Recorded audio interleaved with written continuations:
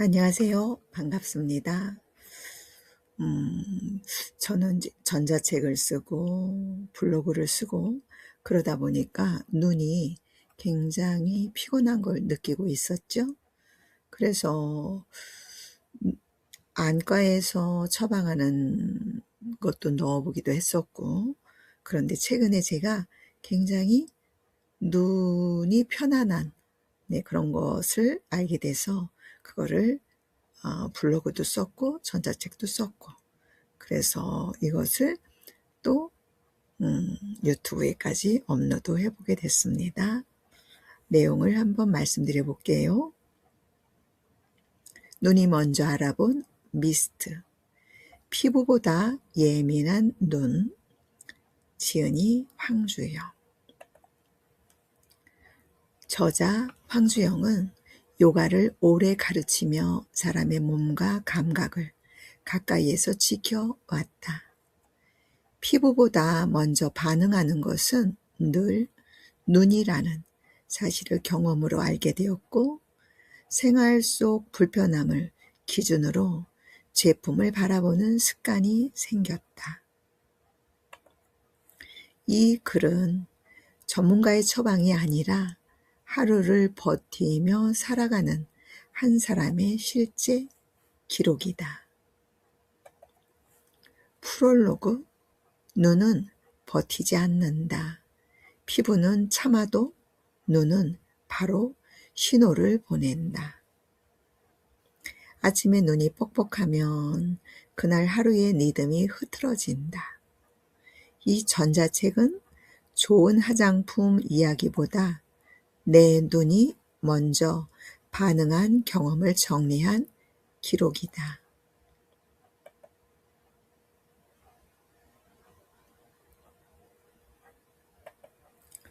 1장. 눈은 왜 피부보다 먼저 마를까? 눈은 얼굴에서 가장 얇은 피부를 가지고 있다. 얇다는 것은 보호막이 약하다는 뜻이고, 약하다는 것은 환경 변화에 가장 먼저 반응한다는 의미다. 피부는 크림으로 버틸 수 있다. 조금 당기면 바르고 건조하면 덧바르면 된다. 하지만 눈은 다르다. 눈은 덧바를 수 없다. 참을 수도 없다. 눈이 마르면 시야가 흐릿해지고 집중력이 떨어지고 몸 전체가 피곤해진다. 나는 요가를 오래 하며 사람의 몸이 어떤 순서로 신호를 보내는지 많이 봐왔다. 대부분 사람들은 피부가 건조해요 라고 말하지만 실제로는 눈이 먼저 불편해졌어요 말한다. 아침에 눈을 떴을 때 이미 눈이 뻑뻑하면 그날 하루는 쉽게 지친다. 그래서 나는 피부 관리 이야기를 하기 전에 항상 눈 상태를 먼저 본다. 눈이 편안하면 얼굴 표정이 부드러워지고 몸의 긴장도 함께 내려간다. 2장. 피부보다 눈이 예민한 사람들. 민감성 피부라고 말하는 사람들 중 실제로는 눈이 더 예민한 경우가 많다. 미스트를 뿌렸을 때 피부는 괜찮은데 눈이 시린 경험 한 번쯤은 다 해봤을 것이다. 그 순간 사람은 자연스럽게 눈을 찔끔 감는다. 그 작은 불편이 쌓이면 제품을 멀리하게 된다. 나는 이런 반응을 몸의 거짓말 없는 신호라고 생각한다. 피부는 참는다. 눈은 참지 않는다. 그래서 눈은 가장 솔직한 감각 기관이다. 눈이 불편한 날은 괜히 예민해지고 집중이 안 되고 몸이 무거워진다. 그런 날들이 반복되면서 나는 하나의 질문을 갖게 되었다. 왜 눈이 이렇게 먼저 반응할까? 그 질문의 끝에서 나는 미스트 선택 기준을 완전히 바꾸게 되었다.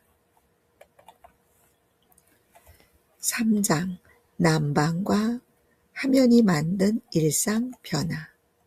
예전에는 겨울이 와도 눈이 이렇게까지 마르지 않았다. 하지만 요즘은 다르다. 실내 난방, 휴대폰 화면, TV 자막, 컴퓨터 모니터, 이 네 가지가 하루 대부분을 차지한다. 눈은 계속 깜빡이지 않으면 쉽게 마른다. 화면을 오래 보면 깜빡임 횟수가 줄어든다. 여기에 난방으로 건조한 공기가 더해지면 눈은 바로 신호를 보낸다. 나는 요가 수업을 마치고 난방이 강한 공간에서 회원들과 이야기를 나누다 보면 눈이 먼저 피로해지는 걸 느낀다. 피부보다 눈이 먼저 무거워진다. 이때 필요한 건 강한 기능성 제품이 아니라 불편을 더하지 않는 선택이다. 4장 미스트를 고르는 기준이 바뀌다. 눈이 불편해지기 시작했을 때 가장 먼저 시도한 건 안과에서 처방받은 인공 눈물이었다. 눈이 뻑뻑하면 당연히 눈물약을 넣는 게 맞다고 생각했다. 하지만 나는 눈물약을 넣고 나서 바로 눈을 뜨지 못했다. 눈을 뜨는 순간 시야가 흐려지고 괜히 더 불편해졌다. 그 감각이 이상하게 마음에 걸렸다. 어느 날은 눈물약 윗부분에 작은 물방울이 맺혀 있는 걸 보게 됐다. 설명할 수 없었지만 그 장면이 괜스레 불안하게 느껴졌다. 이게 왜 이렇게 떠 있지? 이건 괜찮은 걸까? 그 생각이 들고 나서는 눈물약을 자주 쓰지 않게 됐다. 눈에 넣는 것이기 때문에 사소한 불안도 크게 느껴졌다. 그때부터 나는 다른 방향을 보기 시작했다. 눈 안에 넣는 것이 아니라 눈 주변 환경을 바꾸는 방법. 눈을 직접 자극하는 대신 눈이 덜 힘들게 하는 방법. 그 과정에서 미스트를 다시 보게 됐다. 하지만 예전처럼 수분감이나 성분을 먼저 보지 않았다. 기준은 하나였다. 눈에 닿아도 괜찮은가? 대부분의 미스트는 피부에도 괜찮아도 눈에는 피하라고 적혀 있다. 하지만 생활 속에서는 그게 잘 지켜지지 않는다. 얼굴 전체에 분사하는 순간 눈은 함께 노출된다. 그래서 나는 눈을 기준으로 미스트를 고르기 시작했다. 눈이 불편하지 않으면 피부는 따라온다. 눈이 편안하면 표정이 달라지고 하루의 리듬이 달라진다. 이렇게 내 미스트 선택 기준은 완전히 바뀌었다. 5장 눈에 닿아도 괜찮은가? 미스트를 다시 보게 되면서 나는 아주 단순한 질문 하나를 계속 붙잡고 있었다. 눈에 닿아도 정말 괜찮을까? 미스트는 얼굴 전체에 뿌리는 제품이다. 아무리 조심해도 눈을 완전히 피하는 건 어렵다. 그래서 나는 일부러 눈을 감고도 사용해 봤다. 따가움이 있는지, 눈물이 나는지, 바로 눈을 뜰 수 있는지, 이 세 가지를 기준으로 삼았다. 워터락 풀빅산 미스트를 처음 분사했을 때 눈을 뜨는데 망설임이 없었다. 눈이 시리지 않았고 눈물이 고이지도 않았다. 그 반응이 없었다는 건 이미 충분한 이유가 됐다. 나는 이 미스트를 피부용이 아니라 눈 주변 환경을 위한 선택으로 보기 시작했다. 6장 풀빅산이라는 성분을 다시 보다. 사실 처음부터 풀빅산이라는 성분을 잘 알고 있었던 건 아니다. 성분 설명은 언제나 어렵고 과장된 표현도 많다. 그래서 나는 설명보다 사용 후 반응을 먼저 본다. 다만 궁금해지기는 했다. 왜 미스트는 눈이 불편하지 않았을까? 풀빅산은 미네랄을 운반하는 역할을 한다. 알려져 있다. 여기서 중요한 건 무엇을 한다는 주장보다 어떻게 느껴졌는가였다. 사용 후 눈이 더 건조해지지 않았고 피부가 당기지 않았다. 이 정도면 내 기준에서는 충분했다. 실장, 성분보다 먼저 보게 되는 것들. 사람들은 제품을 고를 때 성분표부터 본다. 하지만 나는 사용 순간을 먼저 본다. 뿌렸을 때 몸이 놀라는지 아니면 그대로 받아들이는지. 워터락 풀빅산 미스트는 몸이 놀라지 않았다. 분사 순간에도 그 후에도 자극이 남지 않았다. 눈을 깜빡이는 횟수가 늘어나지 않았다는 것도 인상적이었다. 눈이 편하면 깜빡임은 자연스럽다. 억지로 깜빡이지 않아도 되는 상태, 그게 유지됐다. 8장, 처음 며칠 동안의 변화. 처음 며칠은 특별한 변화를 기대하지 않았다. 다만 불편해지지 않는지를 지켜봤다.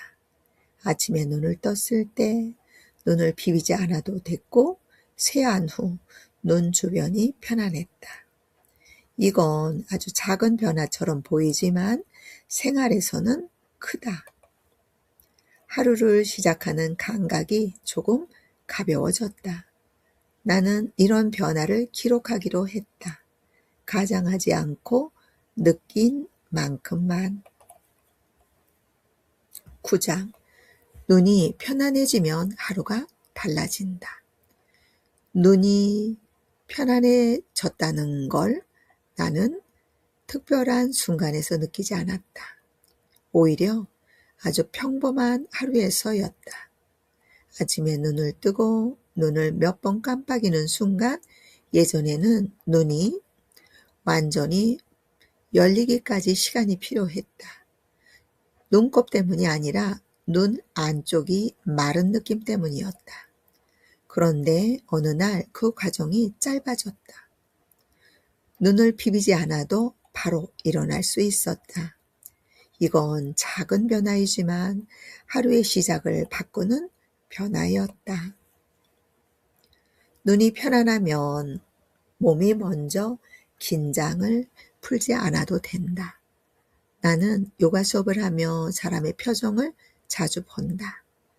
눈이 불편한 날은 말수가 줄고 움직임이 굳는다.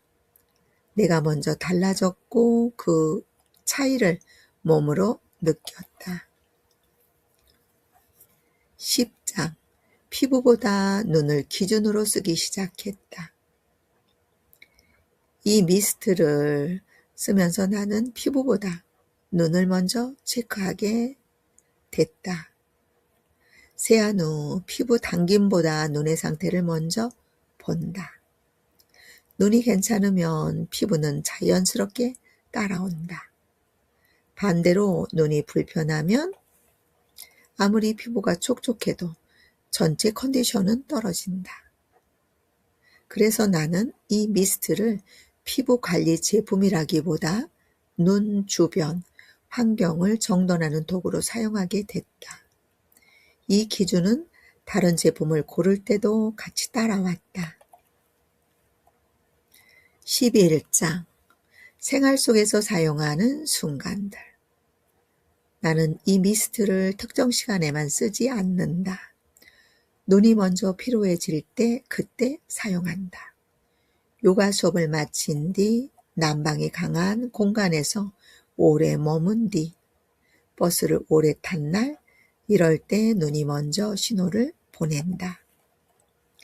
그 신호를 무시하지 않고 바로 분사한다.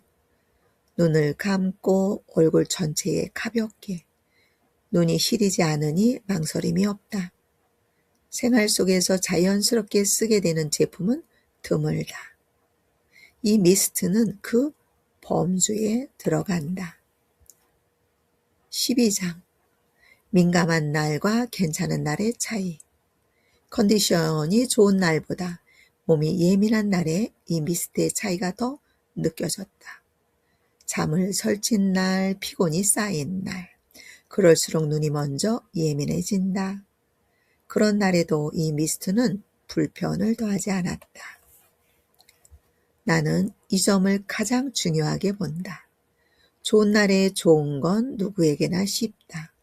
하지만 나쁜 날에 괜찮은 것, 그게 진짜 기준이다. 13장 나에게 맞았던 이유를 정리해 보다. 이 미스트가 좋았다고 말하기보다 왜 나에게 맞는지를 정리해 두고 싶었다. 감각은 주관적이지만 선택의 기준은 남길 수 있다. 나는 노트에 이렇게 적어봤다. 향이 없는가? 분사 입자가 고른가? 눈이 시리지 않은가? 분사 후 끈적임이 남지 않는가? 이 네 가지였다. 이 기준은 누군가에게는 평범해 보일 수 있다. 하지만 눈이 예민해진 사람에게는 아주 중요한 기준이다. 나는 더 많은 기능보다 덜 불편한 선택을 원했다. 이 미스트는 그 기준에 맞았다. 14장 이런 사람에게 맞는다. 모든 제품이 모든 사람에게 맞을 수는 없다. 그래서 나는 누구에게 맞는지를 정리하는 쪽을 선택했다. 아침에 눈이 쉽게 마르는 사람, 미스트를 쓰면 눈이 시린 사람, 향이 있는 제품이 부담스러운 사람, 난방이 강한 공간에서 오래 지내는 사람. 이 중 하나라도 해당된다면 피부보다 눈이 먼저 반응할 가능성이 크다. 이 미스트는 그런 사람에게 조심스럽게 권하고 싶다.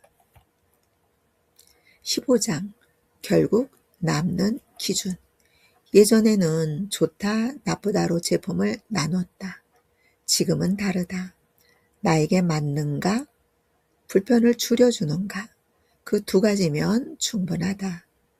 눈이 편안해지니 하루가 조금 부드러워졌다. 그 변화는 크지 않지만 지속된다.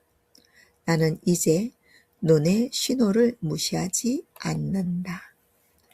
에필로그, 이 책은 무언가를 증명하기 위해 쓴 글이 아니다. 다만 한 사람이 어떤 기준으로 선택을 바꾸게 되었는지를 기록한 이야기이다. 피부는 참아도 눈은 참지 않는다. 그래서 나는 눈을 먼저 본다.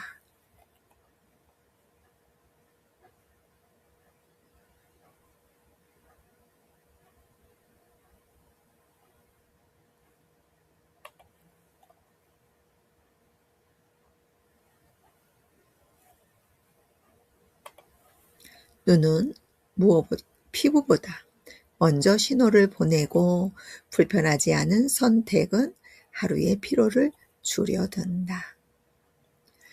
네, 오늘 또 저는 짬짬이 수시로 풀빅산 미스트를 사용했죠. 눈 쪽으로. 얼굴에 뿌리는 미스트도 따로 가지고 있지만 이 풀빅산 미스트는 눈에 주로 사용하고 있습니다. 아주 편안하다. 네. 감사합니다.